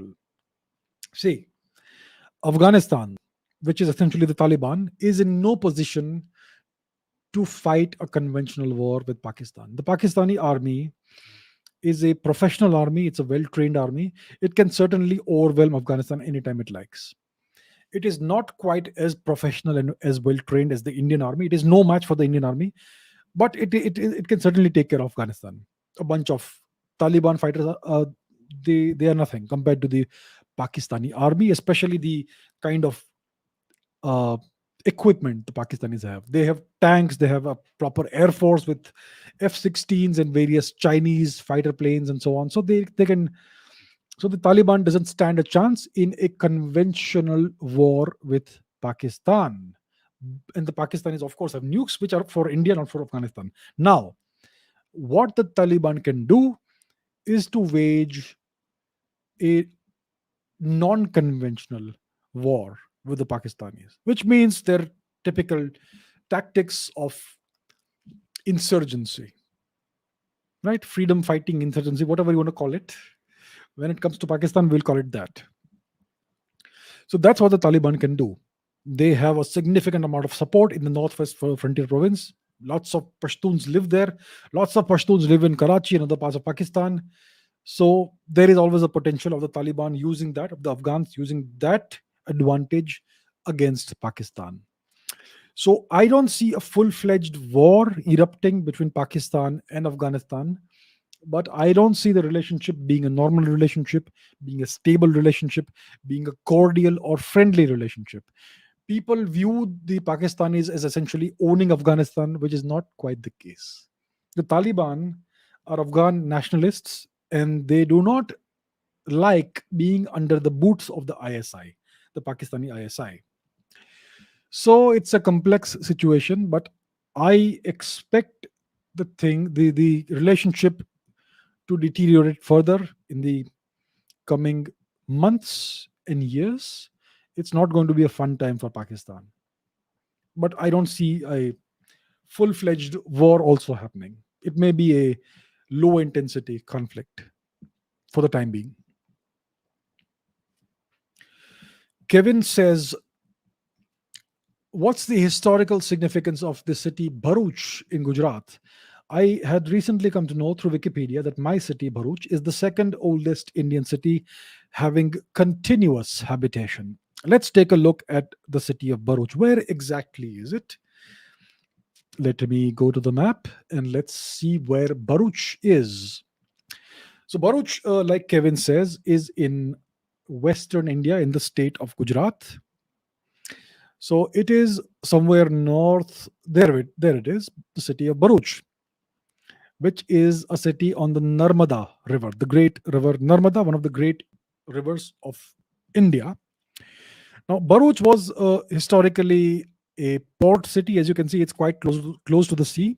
There's a nice natural harbor here, and it's a very old city. So, the original name of the city of Bharuch was Bhrigukach. It's a Sanskrit name, and it is believed that the great Rishi Bhrigu, he came to this place sitting on a tortoise, on a tortoise. So the city, so the word for tortoise in Sanskrit is Kach, which is where the Hindi name Kachua comes from. The Hindi word Kachua comes from.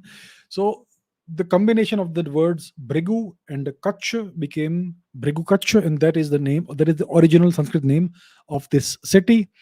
It is supposed to be very old, and so I don't know exactly what its antiquity is. I'm not sure if proper archaeological work has been done here to establish the oldest date of inhabitation, but it was certainly part of the territory of the ancient Saraswati Sindhu civilization, a phase of our civilization. The whole of Gujarat, Saurashtra, Kutch, and much of the northern and western region of India was part of this extensive uh, urbanized phase of our civilization, including Brigu Kutch or Bharuch. So it must be really, really old. Now, it was the capital of the Indo-Scythian king Nahapana. So Nahapana lived about 2000 years before today. He is mentioned in the ancient Greek text, the Periplus of the Erythraean Sea. So they have a Greek name, Barzigara or something like that, for the city Bharuch, and they name this king Nambanus or Nahapana, who was an Indo-Scythian king, a very good king. very powerful king who did lots of cultural works, like for instance, there is this cave. There are these caves in the city of Mumbai, the Kaneri caves, Krishnagiri caves. They were constructed on the orders of Nahapana, and various other things. So his capital was the city of Bharuch, and various other subsequent Indo-Scythian kings, Mahakshatrapas like Rudrasimha and Rudradaman, also ruled from this region. And even during the Rajput era, the Solanki era, etc., Bharuch was a major city. And then, of course, you had the Turkic invasion of Gujarat, and then I think this city went into kind of decline. Today, Bharuch, I think, is not a very big city. As you can see, it's not a very large city. It's a medium to small sized town, but it has a great glorious past and hopefully a great future as well. So that's what I can say in brief about the city of Bharuch. Okay, Dungar Singh Chauhan says, please, please, please answer this time. Why isn't there a clear acceptance that rebirth exists? Recently, there was a 4-year-old girl in Rajsamand, Rajasthan, who clearly spoke facts about her past life. India is full of such unambiguous cases of rebirth. Then what else does science need? To accept the fact that rebirth exists when there are so many evidences in front of us. So let's understand what is evidence. In court, if somebody says, I saw this, then that is admissible evidence as a witness. So that is legally admissible evidence. That doesn't mean it's scientific evidence. Scientific evidence has to be unambiguous and incontrovertible. So let's understand what rebirth is. Rebirth is tied to the concept of karma. In the Abrahamic worldview, you have one life. When you die, your soul goes into some place, and then there is some guy who will either allow you to go to heaven or dump you into hell. So that is the Abrahamic concept in a very brief nutshell. In the Dharmic worldview, the soul, the Atma, is immortal.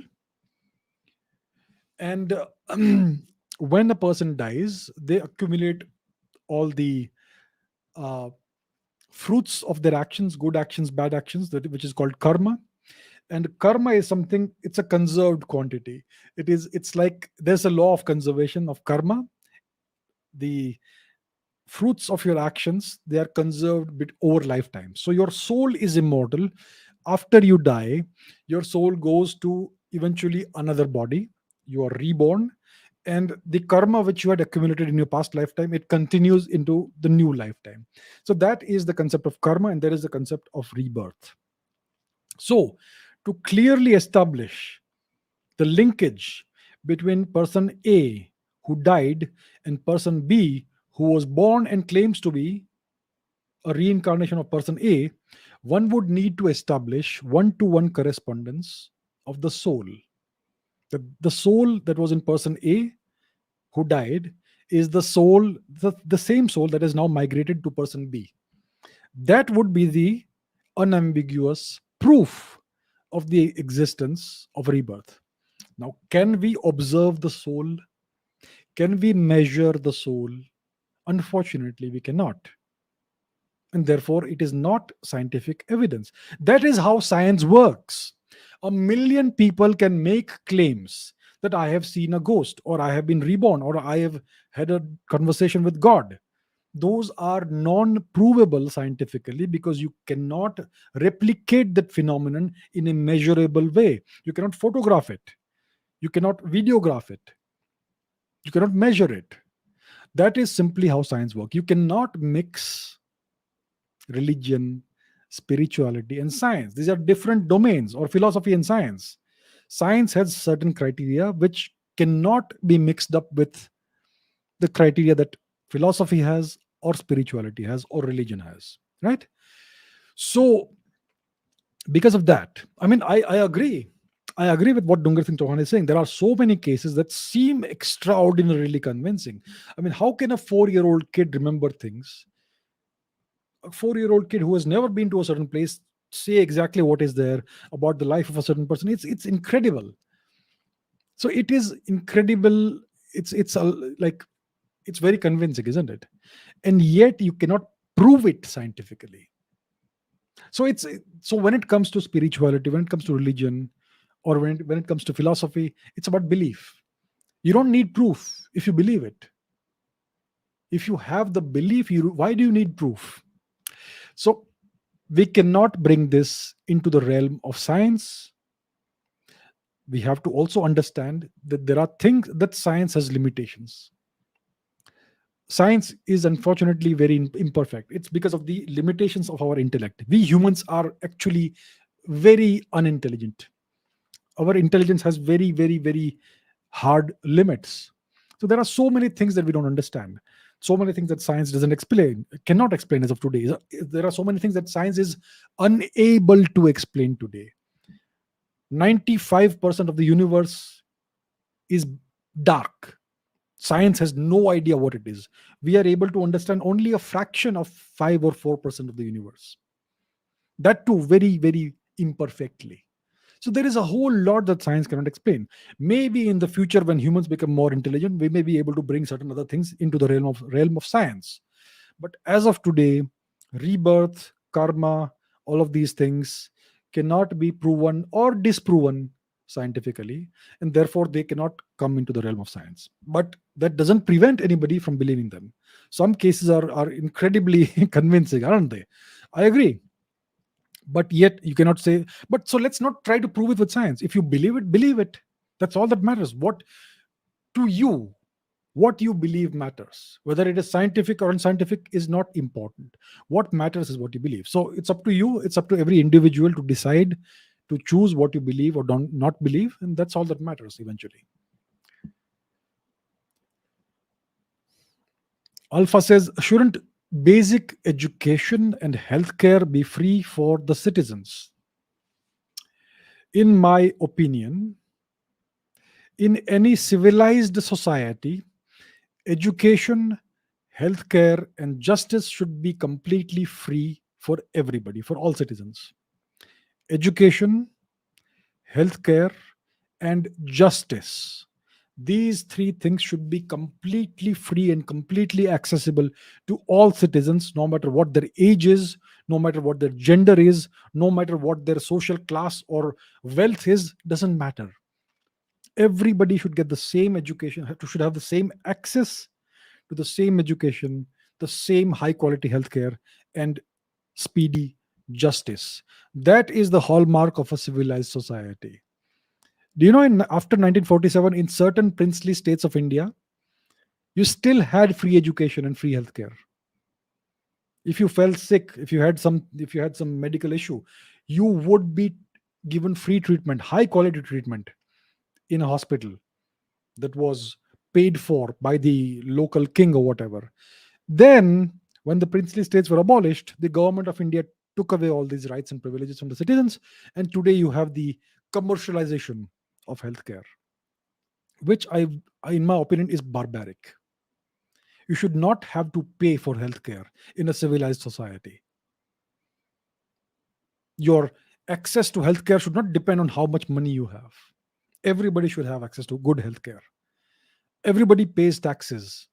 Yeah, I know that only a small percentage of Indians pays income tax, but everybody pays GST.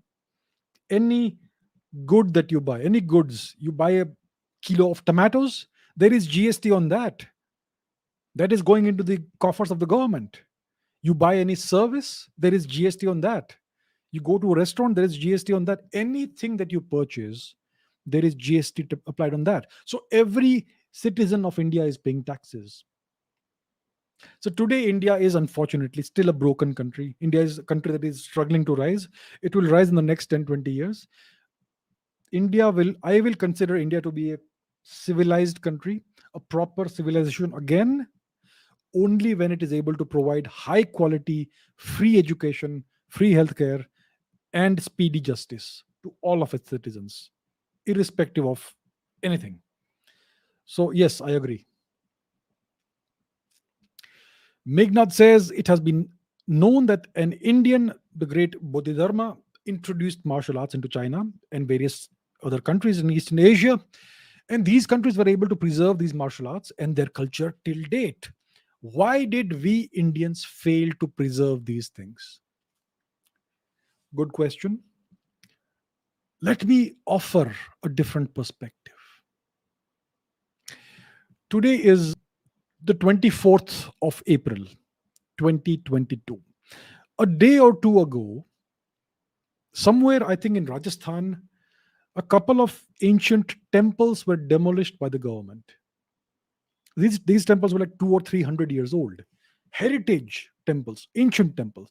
They were destroyed by the government, state government of that place. Even today, you Indians, my dear friends, us, we Indians, even today, we are unable to preserve our heritage. That is your answer. We have, for the past 1000 years, been ruled by people who have wanted to destroy our heritage, to destroy our culture. The millennium of humiliation. And such people still exist today. Such governments still exist today. They are still actively working to destroy our culture, our heritage, and our civilization. That is your answer. That is why we were unable to preserve our martial arts. We are still unable to save our temples, whatever is left of them. And we are still not allowed to administer our temples. Got the answer? Okay. Ab- Abhishek says, how to become friends with girls. I'm 20 years old. I have never had a female friend in my whole life. Okay, Abhishek. Okay, forget about a girl or a boy. How do you make friends? It's very simple. You will not make friends unless you go and talk to people, unless you go and speak with people. So that's the first thing. If you want to have female friends, you have to first go and speak to females. And then if two people have some things in common, some interest in common, or something in common, then a friendship may be possible. So you will not have a female friend if you never go and speak to females. So that's the first thing. Go and speak to everybody, males, females, everyone, right? So that's the first thing. And secondly, be who you are, be open, be yourself. Don't pretend to be something you are not. Don't try to impress anyone.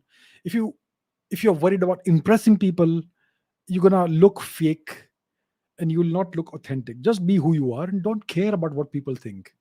Go and talk to people, and hopefully you will have friends. So that's what I can say in very brief. All the best, sir. Okay, let's take one more question for today. Animish says, what are your tips on staying away from or not getting bothered by petty fights like road rage, street brawls, aggressive arguments, social media quarrels, etc.? How are you able to exhibit a calm and composed presence every time, even when you get blasted with some mean and disrespectful comments? Hmm. Me, calm and composed. You see, the me you see here is just one small aspect of who I am. I'm not always calm and composed. Actually, I am known to have somewhat of a temper.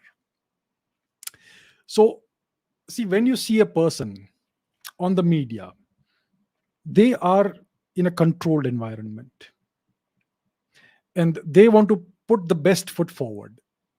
So, what you see is not the entirety of the person, it is just the public aspect of the person. So, I'm not always calm and composed. I see all kinds of comments every single day. Sometimes I want to, yeah, you know. so, so I'm not always calm and composed, but overall, you should try and cultivate a peaceful attitude, try and meditate or something. So, my tips for staying away from petty fights and quarrels and all that, and being calm and composed all the time. Firstly, it's not possible to always be calm and composed. Sometimes it's okay to not be calm and composed. The second thing is, have a bigger objective, have a big goal that you're working towards. something like a 5 year goal or a 10 year goal, and you are working every day towards that. Every day you're making some progress towards that. If you have a big objective, something that is really, really important to you, and something that will take a lot of work over a period of years, then these small things will not bother you. You will find these things unimportant. You will try to stay away from that because you have a much bigger project to work on. So the people who are very easy to rile, the people who are easy to distract, are the people who have no big objective in their life. People who are aimless, they will get into fights all the time. People who don't have a big objective, a big goal, they will get into fights, they will have street brawls or arguments or whatever it is. Somebody who has a great mission will be focused on the mission, and they will not have the time to get into fights. So that's what I would say. Find whatever it is that motivates you, find a big mission for yourself and pursue that. If you do that, then you will find yourself staying calm, staying focused, and not getting into pointless arguments and all that. So that's what I can say in brief. But even if you have something, it's not always possible to stay calm all the time. All right. Okay. How about a few live comments, live questions? Do you have any live questions? Let me take a few, maybe two, three. I've not done that for a while. Okay. Let's see if there are any questions. Any questions from the live chat? Do we have something? Let me look. Let me look. Let me look. Are tanks obsolete in modern warfare with the development of anti tank systems, as we can see in the Ukraine Russia conflict? That's an interesting question. I think lots of things are slowly becoming obsolete in modern warfare. Tanks, they are very, like I spoke about warships, right? Surface warships, slow moving, large warships, very visible, very enticing targets, very easy to kill with missiles and torpedoes and all that. Similarly, tanks also are kind of like that. Tanks were first invented 100 years ago. Tanks were used in, I believe, World War One, World War Two, and they have been progressively improved upon. You have all kinds of new technologies in tanks, like reactive armor and such things. But yeah, they are becoming more and more easy to kill. Tanks.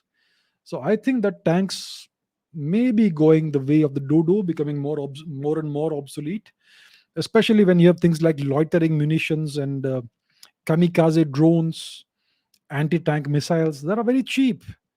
So yeah, it's possibly going in that direction. It's possibly becoming going to become obsolete sooner rather than later. Okay, let us see. Is there anything else? Any other interesting questions?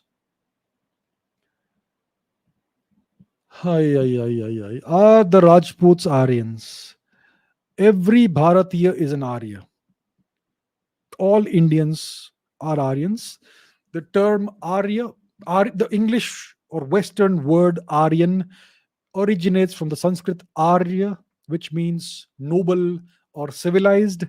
And the original civilization is India, which means all Indians are Aryans, whether you are tall or short, you are male or female, whether you're black or white or green or pink or whatever, you are all Aryans, whether you're Rajput or Maratha or Sikh or Assamese or Manipuri or Telugu or Tulu or Sinhalese or Tamil or whatever, you're all Aryans, you're all Arya, that's all it is. Okay, let's take one more question. As you can see, it's not always possible to be very calm and composed. All right.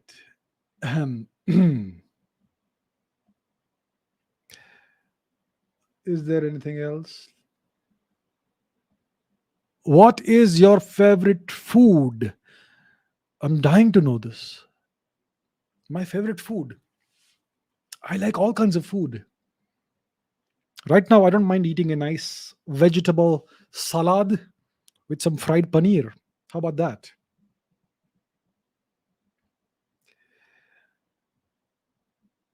What kind of entertainment do you have? I mean, genres. I'm a big fan of watching movies, watching series. Nowadays, I don't find the time. I enjoy watching podcasts, but I haven't seen a full fledged podcast in like a year now. But yeah, I am a big fan of entertainment. I'm a big fan of watching movies, especially in the big cinema halls. If I would have the time, I don't mind watching two or three movies in a cinema hall every week. So yeah, I like that. I like music as well.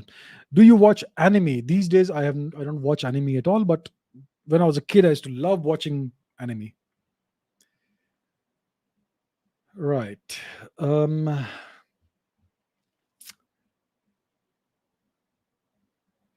your thoughts on cricket getting into Olympics 2028, and do you think kabaddi will ever be an Olympic sport?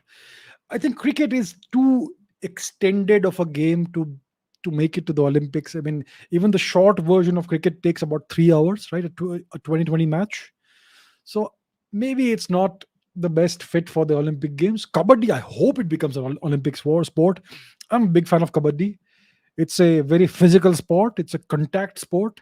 It's a game of skills. I mean, there are all kinds of skills involved in kabaddi. I mean, s- thin, light players have a role to play in kabaddi. Big, bulky, massive guys like me have a role to play in kabaddi. So it's a great game. I hope kabaddi becomes an Olympic sport. It's a game that can catch on in the entire world if it is marketed right. Okay, is there anything else that I should take up?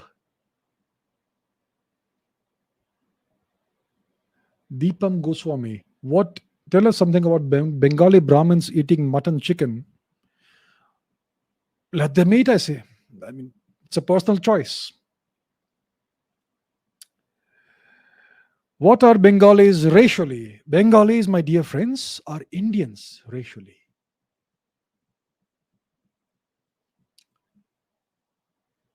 Okay, let me see.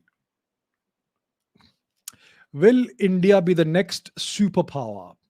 India is currently getting into pole position as one of the major poles in a multipolar world. So, next superpower, I am not quite sure which will be the next superpower. Currently, the US is the only superpower. China wants to displace the US and become the superpower. I hope that doesn't happen because China doesn't have good intentions. The Chinese Communist Party is not a force of good in the world. So I hope that India rises to the occasion and becomes the next superpower. I hope so. But it is foolhardy to make predictions, especially of something that will happen, that may happen in the next 20, 30 years, 20, 30 years down the line. Why are electric scooters catching fire? Well, I have not heard of such news, but electric scooters and all electric vehicles, uh, they run on these battery packs, and the battery packs have a certain chemistry. They are essentially made of lithium ion cells. They are, and so there have been reports of various electric cars occasionally catching fire, of various cell phone battery packs catching fire sometimes, and the same technology exists in electric scooters. So maybe that's the reason why it may be happening. So that's what I can offer you about this. Was Maharana Pratap really 7.4 feet tall, or it's just a myth? Well, there is no way of corroborating him because, see, there's no evidence of how tall he was. There are accounts that he was a very tall, strong man, Shurveer, that sort of thing. He was clearly a very great warrior, a very brave man, a very great ruler. So when somebody is that brave as a person and that great as a ruler, typically you tend to see them as a very tall person. So maybe that's the reason. That the truth is, it doesn't matter how tall he was. What matters is how great he was. He stood alone against the might of the Turks, and he did not allow them to win. He fought his entire life. That is his great achievement. Okay, where is The virus now, it's lost somewhere between Russia and Ukraine. It's not that important anymore because there are bigger fish to fry for the West. When the time is right, they will bring it out of the closet, I expect. Okay, what else? Is Kumari Kandan real? There is no evidence of it being real. We now have a very good idea of what the seafloor looks like, and there is no lost continent anywhere. So, unfortunately, it looks like this is either a myth or we still don't have an explanation. But from the evidence that we have, which is very clear and unambiguous evidence, there is no lost continent to the south of India. So, from that evidence, it doesn't seem to be real.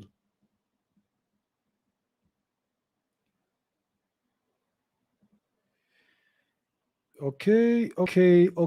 Do we have anything else? Okay, I guess we're done for today. So, everybody, thank you so much for all your questions. Great fun as always. And I will see you in the next episode, which is going to be the first triple digit episode of Ask Abhijit. Until then, take care. Thank you to everybody who watches. Thank you to everybody who supports this channel in whichever way, in a variety of ways. Thank you to all of you. Take care. I will see you in the next episode.